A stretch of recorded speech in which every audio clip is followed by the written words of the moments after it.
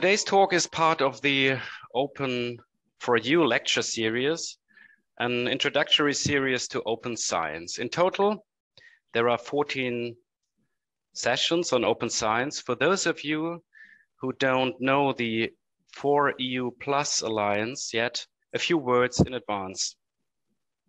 4EU Plus is a transnational strategic alliance of 6 great universities aiming to achieve the European vision of deeper cooperation in research and teaching. Within this alliance, open science is a central strategic goal. Overall, the field of open access and open science is widespread in the field of natural and life sciences. There are also significantly more lectures on this within our lecture series. We are therefore all the more pleased that today we can specifically say something about publication strategies in the area of monographs in the humanities and social sciences. What do we have in mind for the next about 60 minutes? I would first like to give you a brief introduction.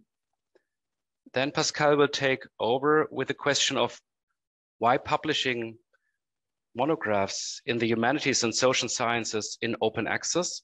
I will then continue with a presentation of the possibilities of how one can publish monographs in open access. And Pascale then concludes with where the costs lie and what funding opportunities exist. Open access monographs are published on the academic book market. This book market is a special book market with different types and a large number of nationally and internationally active publishers. The humanities differ from the natural and life sciences. Here, we observe still a smaller concentration of the market. There's a larger number of smaller and medium-sized publishing houses. In addition, the publishing culture is much more limited to the respective national academic markets. It is true that the large publishing houses such as Wiley and Springer are also active in this field with various offerings. However, they do not dominate the market in the same way as they do in the life and natural sciences, as there are smaller, partly highly specialized, and also quite high-priced local and national providers. The market in the humanities is also special because in some countries, such as Germany, there is an obligation to publish dissertations in book form.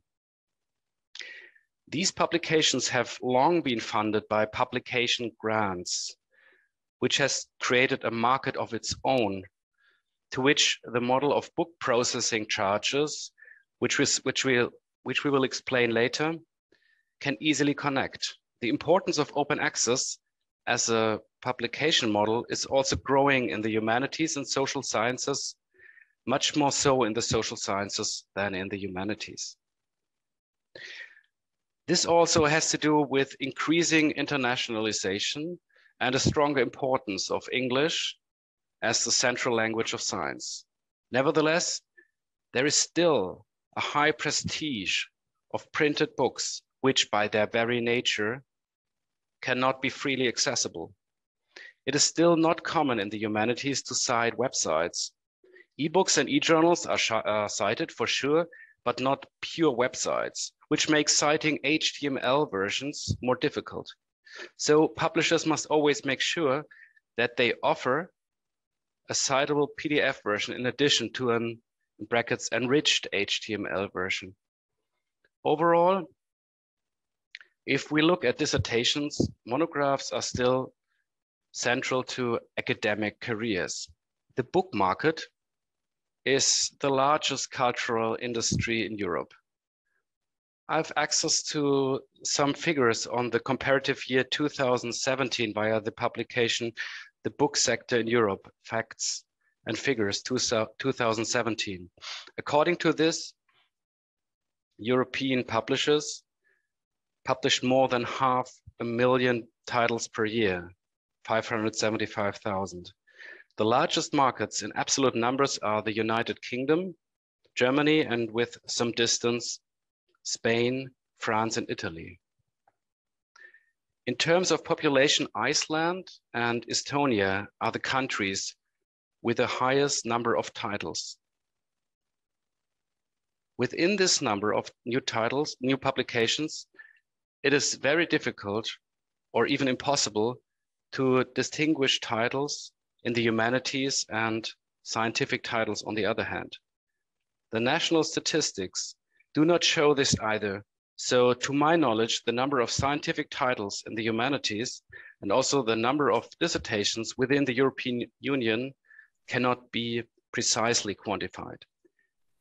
Figures in this case for the year 2019 are provided for Germany as an example by the website academics.de. According to this, there were just under 30,000 dissertations in the comparative year 2019, of which around 2,000 were in the humanities. A somewhat older study, a French-German survey from 2015, concludes that of all dissertations, a few universities were selected here for the purposes of random sampling. 38% are available in digital form, of which in turn 84% are freely accessible. This 84% represent about 1/3 of all dissertations, whereby no differences between subjects were determined. So what are we talking about when we talk about monographs? The term monograph comes from Greek monograph and mono and graphia, meaning single written work. Monographs are basic research. They are books about a single topic or an aspect of a topic. A monograph is a non-serial publication published in one volume or in a delimited number of volumes.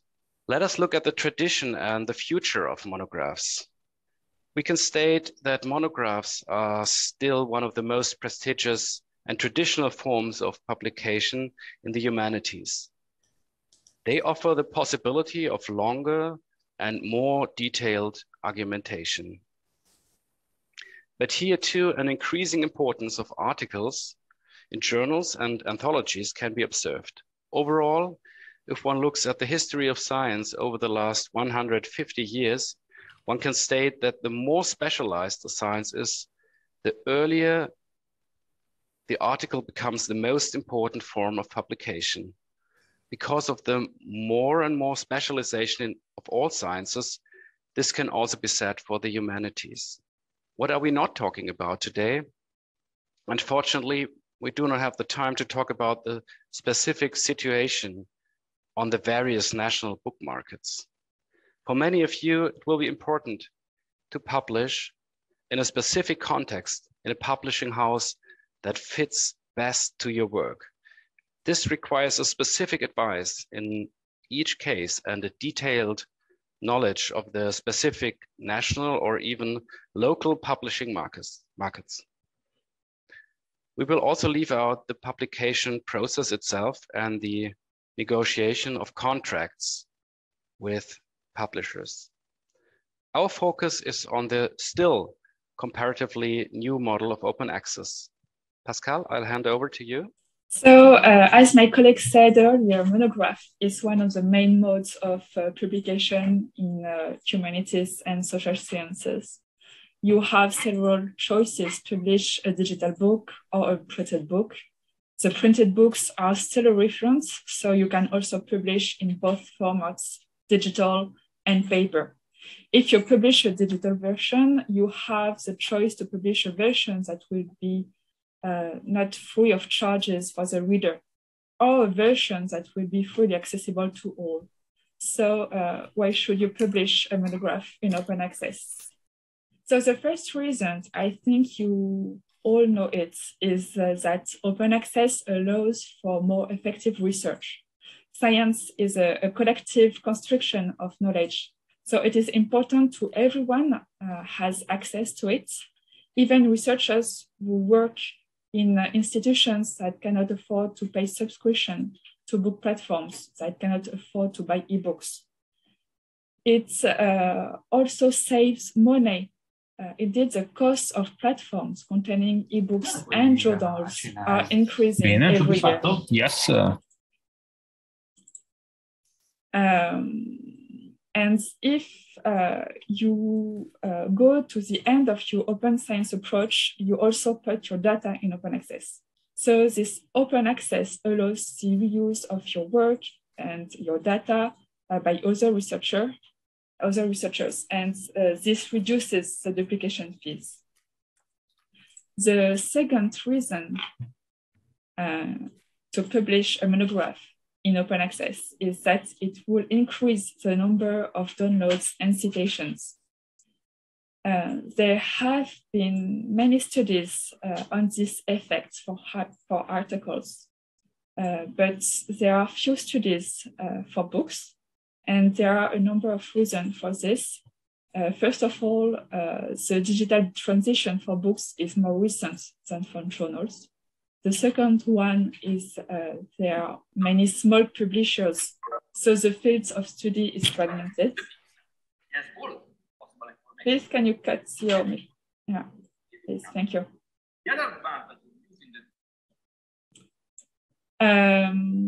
The other reason is since we are dealing with small publishers, they often do not host their own content.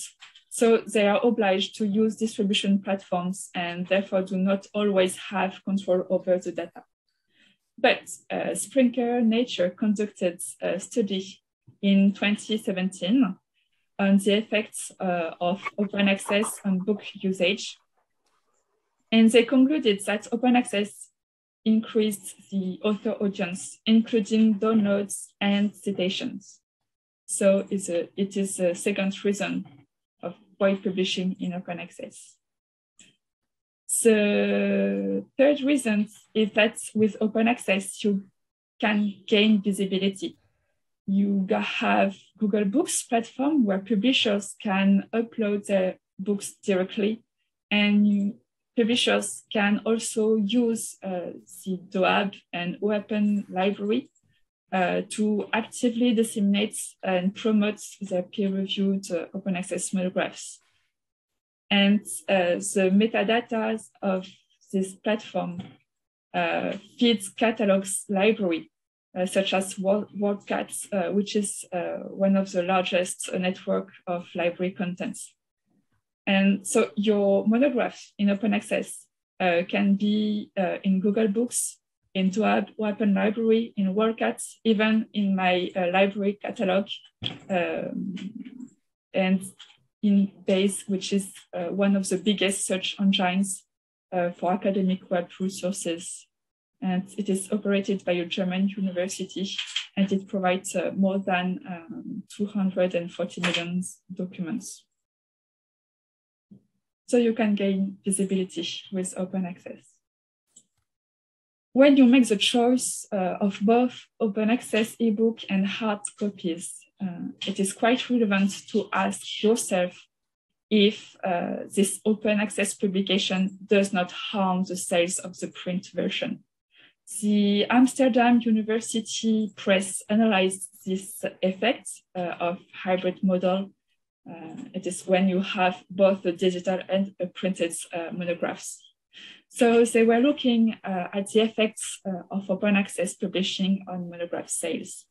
And they analyzed this effect twice, first in 2009 and the last time in 2014. And they concluded it does not make a large difference to sales. They noticed a small effect on sales when the print run is up to 2,000 copies. But when the print run is between 2,000 and 3,000 copies, they did not notice a significant effect. So the wider visibility of your ebook does not lead to more sales of printed monographs, and the loss of sales is on average negligible. Okay. The first reason to publish in open access is that it could be asked by a founder. A large group of funders draft the Plan S, which requires that scientific publications from research funded by public grants must be in open access. So far, the focus has been on articles. But in recent months, the Coalition has also defined a policy for books. It states any embargo periods on academic books should be as short as possible and never exceed 12 months. As the founder's policy about books was clarified pretty recently, this engagement is still a work in progress in national agencies for research. In France and in Poland, it is not yet mandatory. The Italian founder does not mention it yet either. But it is mandatory for the European program Horizon Europe. It does not accept any embargo period, so you have to put your work in open access. And it is also the case with Erasmus+. Okay, so publishing a book in open access can also be a way to follow the open science policy of your country or your own institutions. For instance, in France, one of the goals of the National Plan for Open Science is to generalize the obligation to publish in open access all articles and books resulting from public funds. And 9 French institutions mentioned books in their open access policies. In the last year call, for example, making monographs freely accessible was encouraged by the French National Agency for Research. In Denmark, the National Open Access Strategy excludes monographs, but there is 2 institutions which mention books in their open access policy. It is a business school and 1 university, the Roskilde University. In Germany, this month, the German Council, or just last month, in January, the German Council of Science and Humanities, it is an advisory body to the German federal government and the state governments.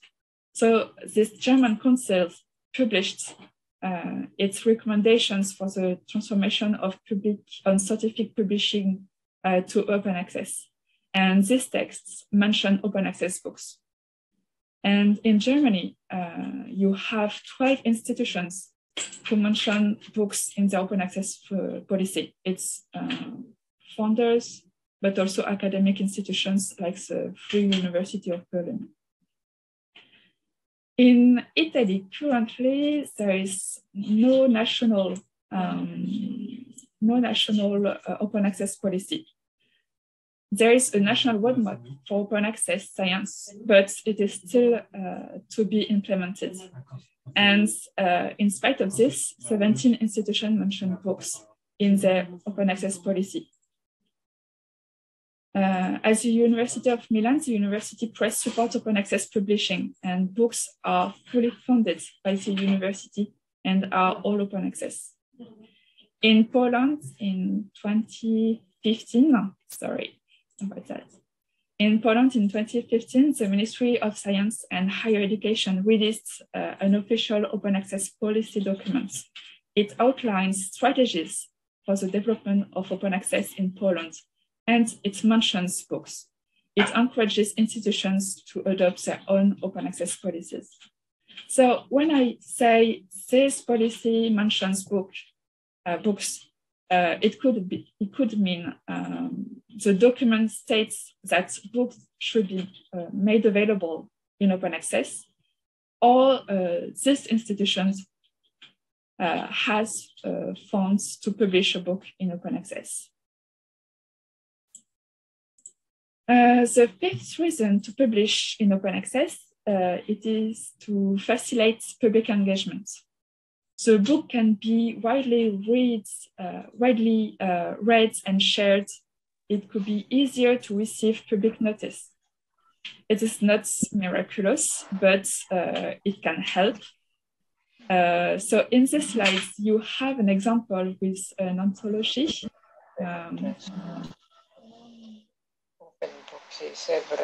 Please cut your microphone. Thank you.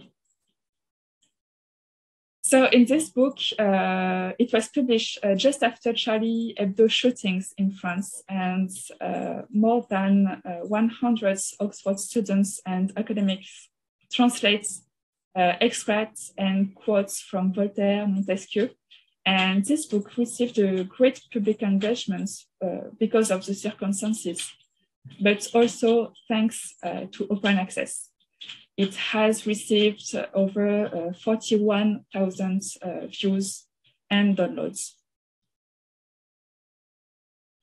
So it can help you. Yes, okay. Sometimes, yes, you can go to the next slide, Martin. Okay. Thank you. And see other slides. And the other one, sorry. Yeah, so sometimes we have the question, won't open access encourage plagiarism? The answer is no, because when you publish in open access, or if you self-archive your publication in open access, in an open repository, you have the proof of your authorship, and you are still protected by copyrights. And when your text is in open access, it is more obvious if someone plagiarizes you. Another concern that can be heard is the lack of quality. But as with journals, you can choose a publisher who provides peer review. A good publisher for monographs provides at least 2 experts. You can check this out by reading the author guides on the publisher website. And you can also check out the OAPEN website because there is a list of peer review policies. And if you choose carefully your publisher, open access publishing guarantee the same quality offered by paper publication. So don't worry about that. And here is the last slide. Just before I turn the floor over to my colleague Martin, I just want to make sure that we are on the same page about what open access means. Open access is not just about making your book available on the internet for free. In the spirit of open science, your work must be reusable, and you have the CC BY license, which is your best option. It means that the reader can share, reuse, and modify your work. But the CC BY NC and the CC BY ND could be other appropriate choices. The first one, the CC BY NC, means that the reader cannot commercialize your book. For instance, a chapter of your book cannot be a part of a collection, for instance. So it could be very appropriate if you choose to publish with a hybrid model, an open access version and a printed book. With this license, you give your publisher an exclusive right to commercially distribute the printed version. And the other one is the CC BY ND license. It means that a person cannot translate your book without your express permission. So that's all. Okay, great. Pascale said something about why it is a good idea to publish your book on open access, and I now will focus on how to publish your book on open access. That means let us take a look at what paths exists for publishing books in open access. What do you need to do if you are not only interested in this path, but really want to follow it? First of all, you have to get to know what path or different ways exists for which the terms gold, I will say something about it on the next slide, green, and more recently, though less established, diamond, or it's also called platinum, open access have become familiar. It is still a matter of finding a publisher, then deciding on a specific license, and finally negotiating a book processing charge. In this diagram by Jamie Ferguharson, one can see the various overlapping paths of open access. The first thing that becomes clear is that there is no difference in quality or in the reviewing process.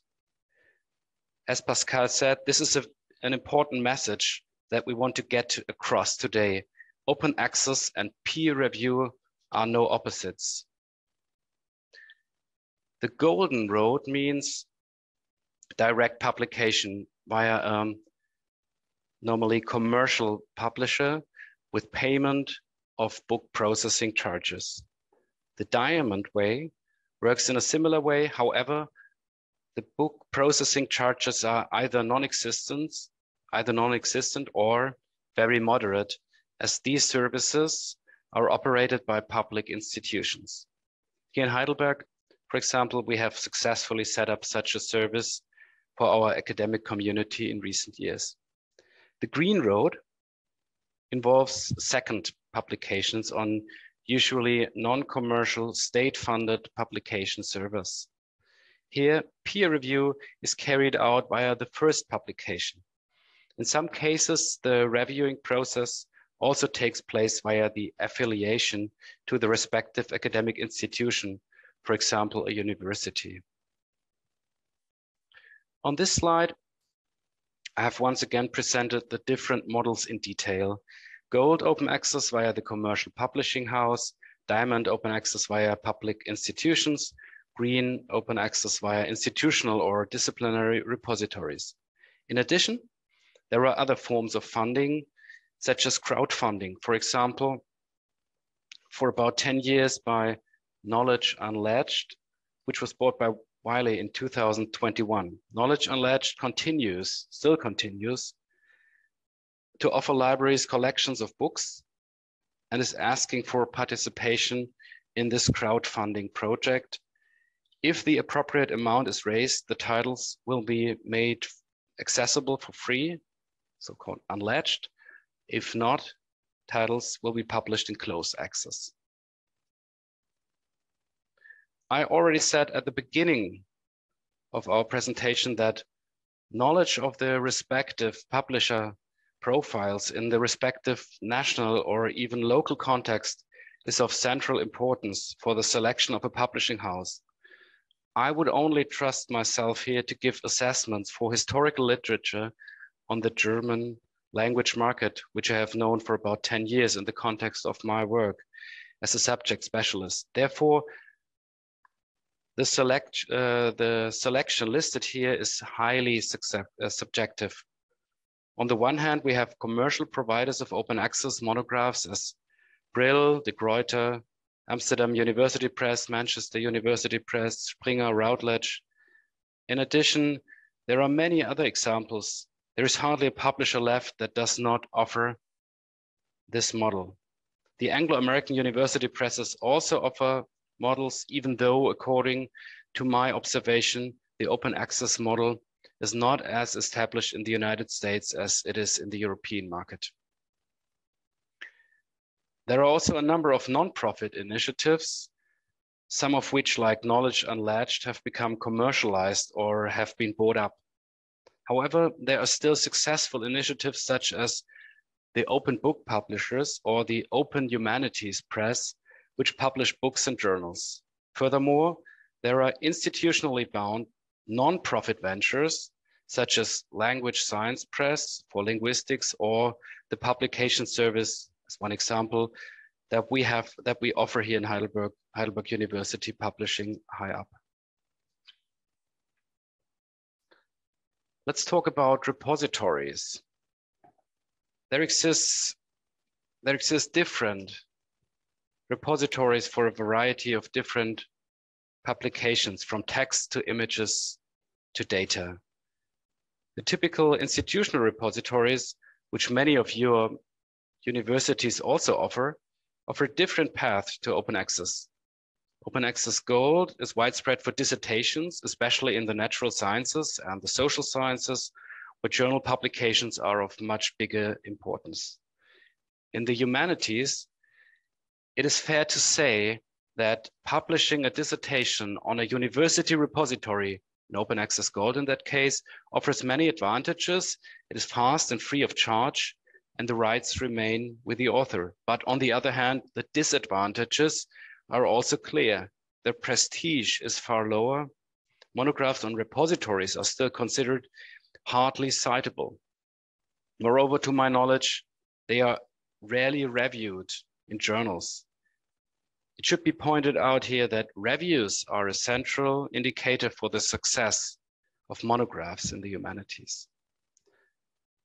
Open access green, on the other hand, is to be recommended in any case.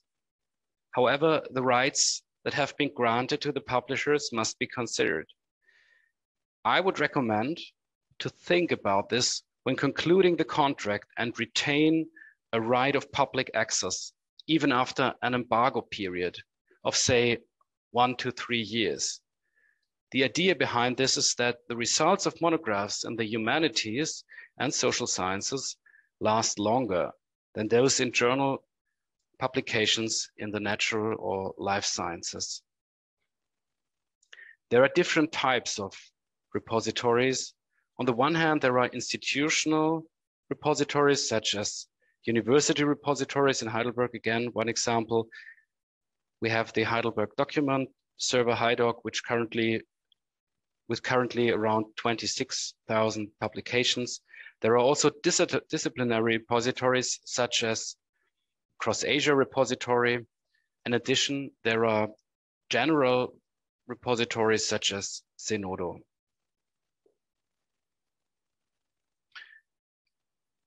Can the advantages of both worlds be combined? One way to do this is to combine online and print publications, which we can call a hybrid publication, not to be confused with hybrid journals that offer open and closed access at the same time. In this case, the publication in print and electronic version is made available on the book market at the same time or with a short delay. In this case, the production of the printed copies usually takes place in a print-on-demand process, which means that a book is only printed when it is ordered. Printing and delivery take place overnight. Of course, this is only possible with a digital printing process, which in the meantime has become so good in quality that a layman can hardly tell the difference from traditional offset printing. This process offers publishers the opportunity to offer titles from the backlist, both as ebooks and as printed copies in the print-on-demand process. Overall, there are different formats at this point that also can be combined with each other in the sense of a hybrid publication. The variety of formats is of advantage for the author as it enables a wider distribution. These include hardback, paperback, EPUB, and MOBI. At this point, I would like again to mention the OAPEN Foundation, a non-profit organization based in the Netherlands, which is dedicated to the dissemination of open access and quality assured books. On the one hand, the OAPEN Foundation operates the Open Library, a platform that was already mentioned, on which academic publishers offer quality assured content with a transparent review system. On the other hand, it operates the directory of open access books that Pascale has already mentioned, with around 5,000 titles per year. To be included in this directory means a minimum standard in terms of quality.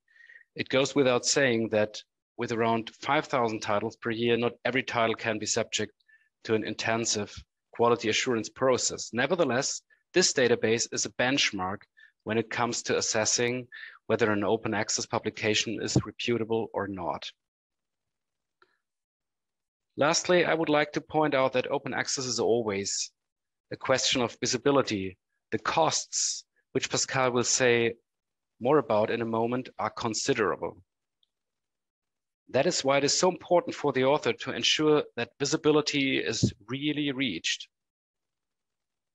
Higher visibility can be achieved if the publisher provides metadata feeds, offers harvesting via an OAI PMH interface, deals with the issue of search engine optimization, and guarantees indexing by Google Scholar, the aforementioned directory of open access books, and the also mentioned Bielefeld Academic Search Engine Base, an important database for indexing all kinds of open access publications. In order to achieve the greatest possible visibility for your publication, you should ask about these points when negotiating with publishers. Pascale, I pass on to you. In this final section, we will discuss costs and how you can fund your publication, the publication of your book in open access. So, what does it cost to produce a book? Okay, yes, you have not found any, I have not found any general study on the subject that would allow for an average fee. But I did find two publishers who detailed their publication costs. The first one is Open Book Publishers. They spent £5,080 per titles.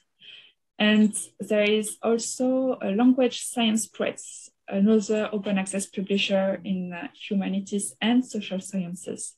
And they spent about €4,000 per title. We cannot compare prices because the methodology is not the same. The standard publishing costs are the final proofreading, the typesetting, the cover design. It is also generating digital editions and the website maintenance. But you also have the distributions, retailing, and marketing. But you can see, oh no, you can say, yes, thank you. But you can see that to calculate the publication price, Open Book Publishers has accounted for all its costs, official rent price, the staffs. So generally speaking, the publication will be more or less expensive if you have, for instance, an elaborate cover page or if you have figures in your book. With Language Science Press, you will have a very sober cover page, whereas with Open Book Publishers, you will have an illustrated cover page. So that could make a difference. Okay, so what do you as an author pay to publish your book in open access? It is what we call book processing charges, BPC. And this varies greatly from publisher to publisher. As you can see, it's on the screen. You have a very interesting website called OpenAPC that tracks publishing fees for authors, both for books and articles. And so for books, the average, the mean in 2020 is almost €8,000. But okay, but this publication costs may be covered by your funder. In the next slide, yes, by your institutions. If a funder has an open access requirement for books, don't worry, there will be an opportunity to have the publication costs funded. For Horizon Europe, who asks there be no embargo period, you have a fund. It covers the first digital open access editions. but it does not cover hybrids in the both meaning of the term. That is to say, first meaning, it does not cover the publication fees of the printed book. So if you publish both in open access and a printed version, the fund will cover only the digital edition. The second meaning of hybrids is when books that contain some scholarly content that is open and some that is closed. So that kinds of books are not eligible costs for Horizon Europe. Okay. In your research, if your research is not funded by a call for proposals or a research program, you may have a national or an institutional open access book fundings. It is the case in Germany. DFG has individual grants which are parts of research projects, and it can cover publication expense up to 750 euros. But DFG can also cover individual publication fees. So if you are not part of research projects, you can ask individually a grant to publish in open access. It is a publication grant, and it can also cover proofreading costs. The DFG grants should not be used without consulting your university library, because some institutions also provide open access fundings. For instance, there is Humboldt University of Berlin, but you have also in the University of Heidelberg, you have a new DFG funded open access monographs funds, which can support open access publications from DFG funded projects. In Denmark, France, Poland, Italy, public BBC specific funds do not exist yet.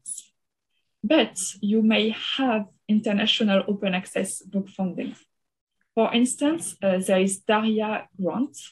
It is for early career researchers, and it can cover the open access publication of your first monograph, but it has to be in the field of digital humanities.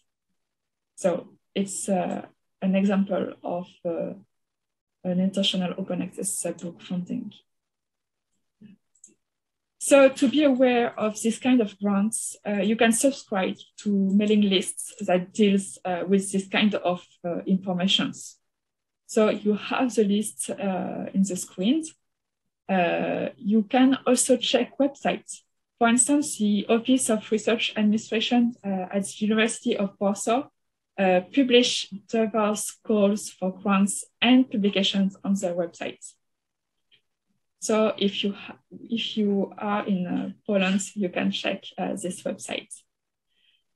Another website, interesting website, is OPERAS. OPERAS is a research infrastructure supporting open scholarly communications in the social science and humanities in the European research area. So you can also check this website and the websites of the national nodes in Poland. And you can subscribe to the newsletter. Okay, so in this last slide, there is some tips and advice if you want to publish in open access. First, read carefully the author guides on the website publisher. How many reviewers will there be? How will the publisher promote your book? What service is provided by the publisher? And what are the publication fees? Second, read carefully the contracts from your publisher. Can you choose your license? Does your contract with the publisher comply with your funder's requirements? And if you publish in open access, you should ask your librarians. It can be of good advice, and be aware of publishing grants. Using a research ID is also a good practice, and it can be asked by your publisher or your funder. For instance, you have archives. It is one of the researcher's ID. And so do not hesitate to create one. And publishing in open access is a good thing. Publishing in open access and sharing your data in open access is a very good thing. Open data is another good practice. And in this last slide, here I just digress a little bit on the subjects of open access and open data. It is a very interesting example of a researcher who published a chapter in a book. He self-archives his texts in an open repository of his university and his data in the open repository Zenodo. And he enhanced his data and his chapter by creating this map on his website. And you can visualize the geographical location present in the writings of Elisabeth de Pizan. So it is a very good example of both open access and open data. Okay, that is the end. Here are the next sessions of the cycle open for you. So feel free to register for the next sessions. There will be about research data management, open research software, and the rights management.